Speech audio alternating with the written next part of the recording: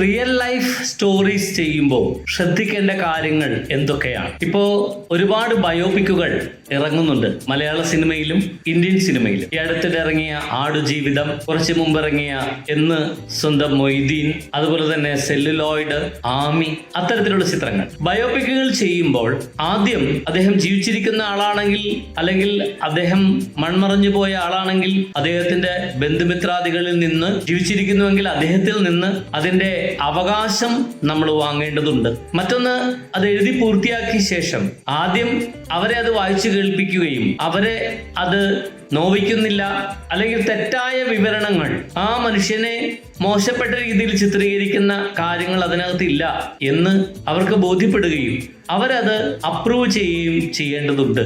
അതുകൊണ്ട് അതില്ലാതെ നിങ്ങൾ എഴുത്തു തുടങ്ങിയാൽ പിന്നീട് അത് ബുദ്ധിമുട്ടായി വന്നേക്കാം.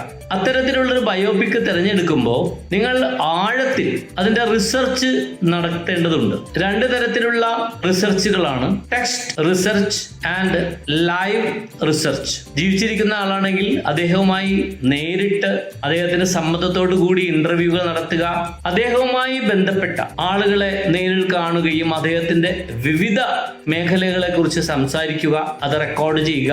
ഇനി അദ്ദേഹത്തെ കുറിച്ച് പ്രസിദ്ധീകരിക്കപ്പെട്ടിട്ടുള്ള പുസ്തകങ്ങൾ ഉണ്ടെങ്കിൽ അത് സംഘടിപ്പിച്ച് അത് മനസ്സിരുത്തി വായിച്ച് ഒരു സിനിമയുടെ സമയത്തിനകത്ത് പറയാനാകുന്ന കാര്യങ്ങളെ അടയാളപ്പെടുത്തി അത് കൃത്യമായി തിരക്കഥയ്ക്ക് ഉപയോഗപ്പെടുത്തുകയും ചെയ്യുക. ഓരോ തിരക്കഥ രചനയ്ക്കും ഓരോ രീതികളാണ്.